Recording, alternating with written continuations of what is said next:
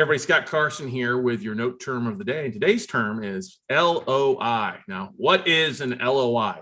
Kind of has two meanings in the note space. In most real estate transactions, or specifically when you're dealing with a lot of bank notes or bank assets, a banker will often ask you to submit in a LOI, and this stands for letter of intent.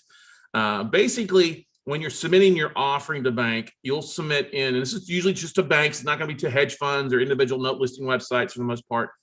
It's a letter that talks about and breaks down kind of what you're looking and needing to close. The reason a bank will ask for an LOI along with your offering is so that when they go in front of their loan committee that meets once a month, once a quarter, once every 2 weeks, depends on the institution, it goes through the terms of what you're looking for, what due diligence documents are requiring, what's your offering, what is that contingent on, what's the time frame for due diligence, what's the time frame for closing, any type of earnest money deposit. It's usually not going to be signed by the bank, and one of the great things that you can do to help sweeten your offering and help to expedite an acceptance, a counter, or decline is to put a time frame on your LOI. This letter of intent is good through the end of the month, or good through the end of the quarter, or the end of the year, whatever it might be.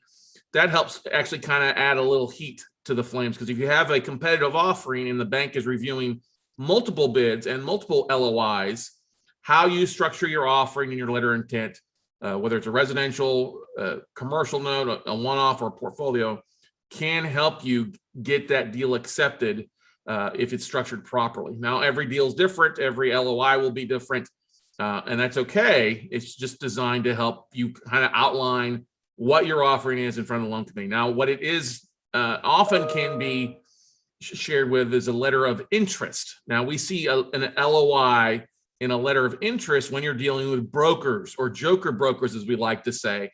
Oftentimes, brokers will list an asset list and ask for you to submit a proof of funds letter, a POF, and a letter of interest before maybe they even show you the whole information or all the tapes. This is not something that you should do. Whenever you see a joker broker ask for a letter of interest, outline what you're looking for, in a proof of funds, do not do it. They are going to take your proof of funds and then use it as theirs to go out and find assets that they can broker to you or wholesale to you. Don't do this. If somebody asks for proof of funds and a letter of interest, don't submit it in. It's a surefire red flag that you're dealing with a joker broker. So when it's a letter of intent, not a letter of interest, it adds a lot more value to it when we're talking about LOIs. And like I said, you will primarily deal with LOIs when it comes to commercial properties, whether it's notes or traditional REOs. It's a very common practice for a banker, asset manager at a bank, to ask you, hey, I need you to submit a LOI. It's usually a 1-page, 2-page document, never really anything difficult, just outlines the terms of what you're looking for, due diligence, and what you need to get to close.